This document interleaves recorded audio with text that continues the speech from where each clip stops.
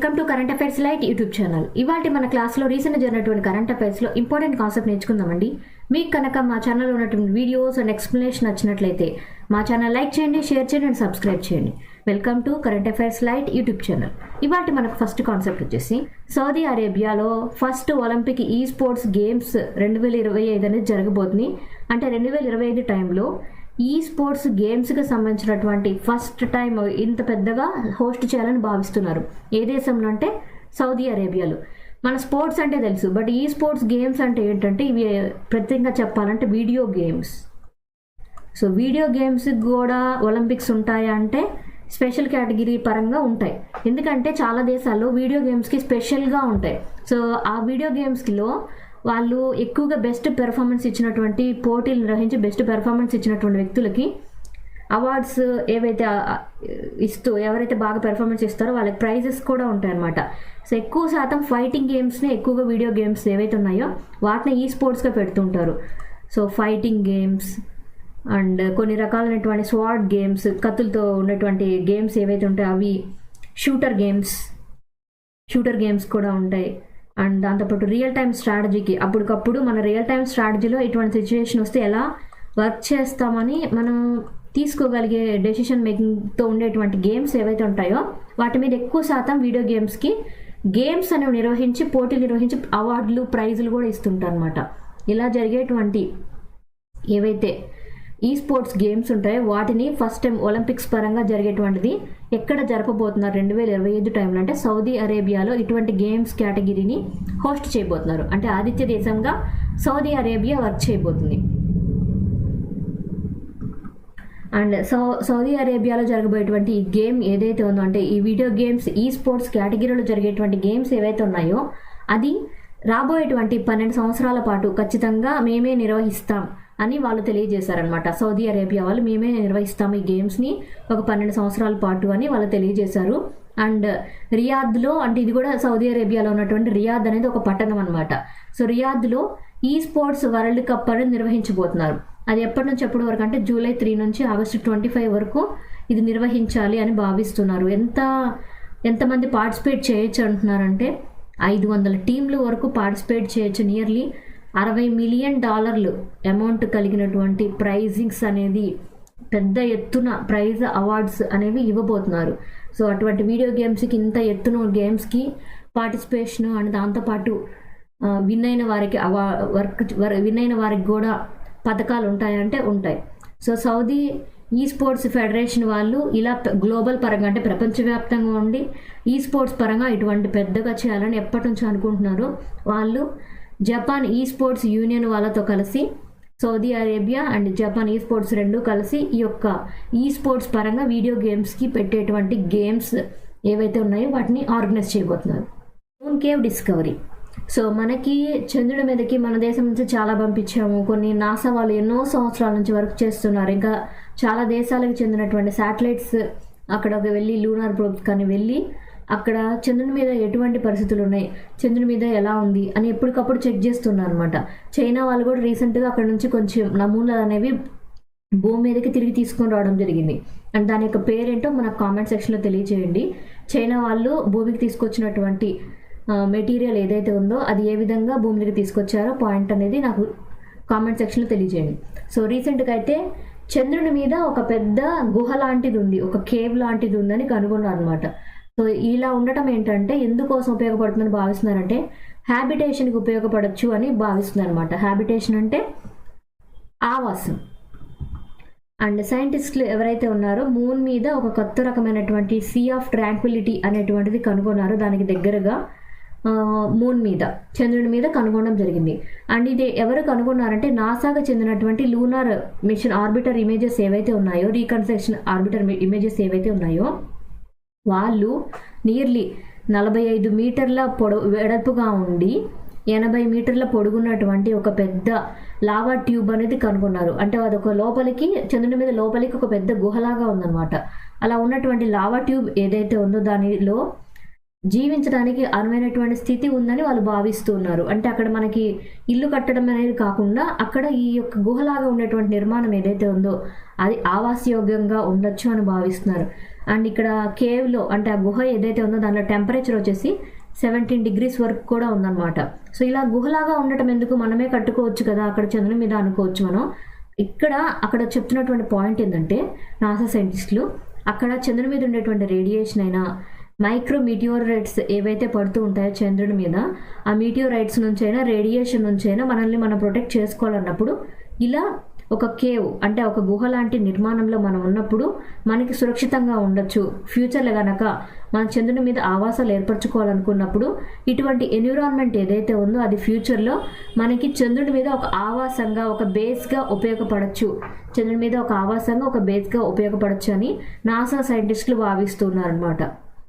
అయితే ఇప్పటికైతే నాసా వాళ్ళు చంద్రుని మీద ఒక పెద్ద గుహ లాంటి నిర్మాణం అనేది కనుగొనడం జరిగింది. సో ఉత్తరాఖండ్ గవర్నమెంట్ వాళ్ళు గ్రాస్ ఎన్విరాన్మెంట్ ప్రొడక్ట్ అనేది తీసుకొని రావడం జరిగింది. సో మనం ఎప్పుడు గ్రాస్ డొమెస్టిక్ ప్రొడక్ట్ అని వింటూ ఉంటాం. సో గ్రాస్ డొమెస్టిక్ ప్రొడక్ట్ అని ఎప్పుడు మనం వృద్ధి రేటు ఉపయోగపడుతుందని చెప్తున్నాం, కానీ ఇక్కడ మనం చెప్తుంది ఏంటంటే గ్రాస్ ఎన్విరాన్మెంట్ ప్రొడక్ట్. ఎందుకోసం అంటే ఎన్విరాన్మెంట్ని బెటర్గా మార్చడానికి చేసినటువంటి ప్రొడక్ట్, అంటే ఈ గ్రాస్ ఎన్విరాన్మెంట్ ప్రొడక్ట్ ఏదైతే ఉందో దాని ద్వారా మన చుట్టూ ఉన్నటువంటి పర్యావరణాన్ని కాపాడడానికి వీళ్ళు తీసుకున్నటువంటి వృద్ధి రేటుగా సూచిక అనమాట గ్రాస్ ఎన్విరాన్మెంట్ ప్రొడక్ట్ అనేది. ఏ రాష్ట్రంలో ఇలా ఇంట్రడ్యూస్ చేయడం జరిగిందంటే ఎన్విరాన్మెంట్ కోసం ఉత్తరాఖండ్ రాష్ట్రంలో ఇలా వాళ్ళు స్టార్ట్ చేయడం జరిగింది. అండ్ ఉత్తరాఖండ్ స్టేట్ ఏదైతే ఉందో ఫస్ట్ టైం ఇట్లా ఒకటి మానిటరీ వాల్యూ అనేది ఇస్తూ ఉన్నారు మొక్కలకి, పర్యావరణానికి అండ్ మన చుట్టూ ఉండేటువంటి ఎన్విరాన్మెంట్ ఏదైతే ఉందో మన పర్యావరణంలో ఉన్నటువంటి గాలి, నీరు, చెట్లు, భూమి వీటన్నిటికీ రేటింగ్ అనేది ఇస్తున్నారు. రేట్ అంటే మన ఒక మొక్కకి ఎంత వాల్యూ ఇస్తున్నామో దాన్ని డబ్బుల్లో కొలుస్తారు. సో ఇక్కడ కనుక ఒక చెట్టు తీసేస్తే దాని రేట్ ఒక 10,000 రూపాయలు, లేదా ఇక్కడ ఉన్నటువంటి గాలిని కలుషితం చేయడం అనేది జరిగితే అక్కడ ఉన్నటువంటి గాలికి ఇంత రేటు అని కేటాయించి అక్కడ ప్రొటెక్షన్ కోసం చేస్తున్నారు. సో ఇదంతా ఎందుకోసం అంటే మన పర్యావరణాన్ని కాపాడడానికి చేస్తున్నారు, అంతేగాని ఆ అమౌంట్ను ట్యాక్స్ని కలెక్ట్ చేసుకోవడానికి కాదు.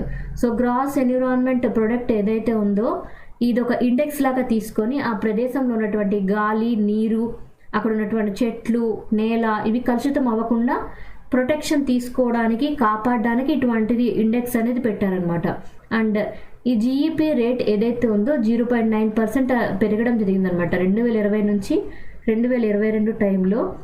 ఆ యొక్క రాష్ట్రంలో తీసుకున్నటువంటి చర్యల ఫలితంగా ఆ యొక్క ఎన్విరాన్మెంట్ని అంటే ప్రకృతిని కాపాడడానికి వాళ్ళు తీసుకున్నటువంటి చర్యలు ఏవైతే ఉన్నాయో వాటి పరంగా ఆ యొక్క రాష్ట్రంలో గ్రాస్ ఎన్విరాన్మెంట్ ఇండెక్స్ ప్రొడక్ట్ ఏదైతే ఉందో అది 0.9% వృద్ధి రేట్ అనేది సాధించడం జరిగింది అనమాట. అంటే వాళ్ళ పర్యావరణాన్ని కాపాడడానికి చేసినటువంటి కృషి ఏదైతే ఉందో అది ఎంతో కొంత సఫలత అనేది సాధించిందనమాట. అండ్ మనకి ఈ పర్యావరణాన్ని కాపాడడం కూడా మనకున్నటువంటి సస్టైనబుల్ డెవలప్మెంట్ గోల్స్ ఏవైతే ఉన్నాయో వాటిలో ఒక పాయింట్. సో సస్టైనబుల్ డెవలప్మెంట్ గోల్స్లో ఎన్విరాన్మెంట్ కాపాడాల్సినటువంటి విషయంలో ఈ యొక్క రాష్ట్రం ఉత్తరాఖండ్ రాష్ట్రం ఏదైతే ఉందో అది టాప్ స్కోర్ అనేది తీసుకొని రావడం జరిగిందనమాట. So gross environment product GEP అని ఎక్కడ ఫస్ట్ ఇంట్రడ్యూస్ చేయడం జరిగిందంటే ఉత్తరాఖండ్. మనకి ఎగ్జామ్ పాయింట్ ఆఫ్ వ్యూలో ఫస్ట్ టైం ఎక్కడన్నా ఇంట్రడ్యూస్ చేశారంటే ఖచ్చితంగా మనం గుర్తుపెట్టుకోవాలి. సో ఉత్తరాఖండ్ రాష్ట్రంలో ఎన్విరాన్మెంట్ ప్రొడక్షన్ కోసం జీఈపీని ఇంట్రడ్యూస్ చేశారు. Ivory Coast. So Ivory Coast వచ్చేసి యుఎన్ వాటర్ కన్వెన్షన్లో జాయిన్ అవ్వడం జరిగింది. ఈ యొక్క ఐవరీ కోస్ట్ ఏదైతే ఉందో ఇది ఒక ఆఫ్రికా కంట్రీ అనమాట. సో యుఎన్ వాటర్ కన్వెన్షన్ అంటే ఏంటో కూడా మనం తెలుసుకోవాలి. ఎప్పుడైనా సరే యుఎన్ వాటర్ కన్వెన్షన్ అనేది ఏదైతే ఉందో షేర్డ్ వాటర్ రిసోర్సెస్ కోసం ఇచ్చినటువంటి ఒక కన్వెన్షన్ అనమాట. Shared water convention. So shared water resources ఏవైతే ఉన్నాయో అంటే ఒక 2 ప్లేసెస్ మధ్య, లేదా ఇక్కడ చూడండి మాలి, ఘనా, గుయానా, లైబేరియా ఇవన్నీ ఈ యొక్క ఇక్కడ ఉన్నటువంటి ఐవరీ కోస్ట్కి చుట్టూ ఉన్నటువంటి దేశాలు. బట్ ఇక్కడ ఏవైతే వీటి బౌండరీస్ ఉన్నాయో ఈ బౌండరీస్ నుంచి ఈ దేశాలకు ప్రవహించేటువంటి నదులైనా, జీవనదులైనా, ఏవైనా వాటర్ బాడీస్ ఏవైతే ఉంటాయో వాటిని పంచుకునే విషయంలో, అంటే ఇక్కడ షేర్డ్ వాటర్ బాడీస్ అంటే వాటర్ని పంచుకునే విషయంలో ఏ 2 దేశాల మధ్య కూడా ప్రాబ్లం అనేది రాకుండా వాళ్ళు సస్యంగా, అంటే 2 దేశాలు గొడవ పడకుండా ఆ వాటర్ని పంచుకోవాలని ఈ యొక్క వాటర్ కన్వెన్షన్ అనమాట. యునైటెడ్ నేషన్స్ వాళ్ళు ఇచ్చినటువంటి వాటర్ కన్వెన్షన్లో ఏవైతే దేశాలు జాయిన్ అవుతాయో, ఫర్ ఎగ్జాంపుల్ ఇక్కడ ఐవరీ కోస్ట్ జాయిన్ అయితే ఆ దేశం చుట్టూ ఏవైతే నెయిబరింగ్ కంట్రీస్ ఉంటాయో, ఇక్కడ ఘనా, మాలి, గుయానా, లైబేరియా అనేవి చుట్టూ ఉన్నటువంటి నెయిబరింగ్ కంట్రీస్ అనమాట. ఆ నెయిబరింగ్ కంట్రీస్ కూడా వాటి దగ్గర ఉన్నటువంటి వాటర్ని పంచుకునే విషయంలో షేర్డ్ రిసోర్సెస్ ఏవైతే ఉంటాయో, రెండు దేశాల మధ్య వాటర్ పంచుకునేటువంటి ఏవైతే ఉంటాయో వాటి విషయంలో యుఎన్ వాళ్ళకి ఎప్పటికప్పుడు సూచనలు ఇస్తూ ఉంటుంది గొడవ పడకుండా. సో వాటర్ని పంచుకునే విషయంలో యుఎన్ నేషన్ వాళ్ళు యుఎన్ వాటర్ కన్వెన్షన్ అనేది స్టార్ట్ చేశారు. దానిలో ఈ యొక్క ఐవరీ కోస్ట్ కూడా జాయిన్ అవ్వడం జరిగింది. సో ఐవరీ కోస్ట్ ఏదైతే ఉందో అది ఒక వెస్ట్ ఆఫ్రికన్ కంట్రీ అనమాట. వెస్ట్ ఆఫ్రికాలో ఉన్నటువంటి ఒక దేశం. ఆ దేశం వచ్చేసి ఈ యొక్క యుఎన్ వాటర్ కన్వెన్షన్లో జాయిన్ అవ్వడం జరిగింది. సో ఇక్కడ దీనికి ఈ యొక్క దేశానికి 8 రివర్ బేసిన్స్ ఉన్నాయి. సో 8 ట్రాన్స్బోర్డరీ రివర్ బేసిన్స్ అంటే చుట్టూ ఉన్నటువంటి నైబరింగ్ దేశాలతో దానికి వాటర్ని షేర్ చేసుకునేటువంటి ప్లేసెస్ ఉన్నాయన్నమాట.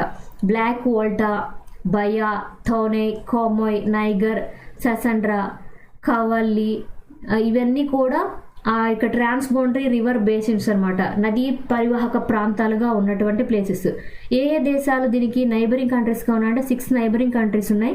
ఘనా, బుర్కినా ఫాసో, మాలి, గునియా, లైబీరియా, సియరా లియోనే. సో ఇవన్నీ కూడా ఐవరీ కోస్ట్కి చుట్టూ నైబరింగ్ కంట్రీస్ అనమాట. వాటితోటి ఇది వాటర్ని షేర్ చేసుకునే విషయంలో దేంతో మారబోతుందంటే యుఎన్ వాటర్ కన్వెన్షన్ ద్వారా షేర్డ్ వాటర్ ఏదైతే ఉందో దాని ద్వారా వాటర్ని share చేసుకోబోతుంది.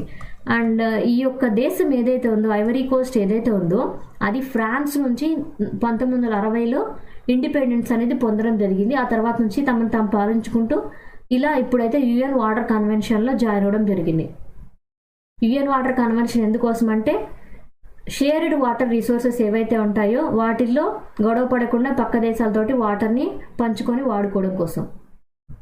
Thank you for watching my video. మీకు కనుక నా వీడియో ఎక్స్ప్లెనేషన్ నచ్చినట్లయితే నా వీడియోస్ లైక్ చేయండి, షేర్ చేయండి అండ్ సబ్స్క్రైబ్ చేయండి. మీకు నా వీడియోస్ ఏ విధంగా అనిపిస్తున్నాయో నాకు కామెంట్ సెక్షన్లో తెలియజేయండి. అండ్ నా ఛానల్ని సబ్స్క్రైబ్ చేయడం మర్చిపోవద్దు. Thank you for watching my video. Thank you.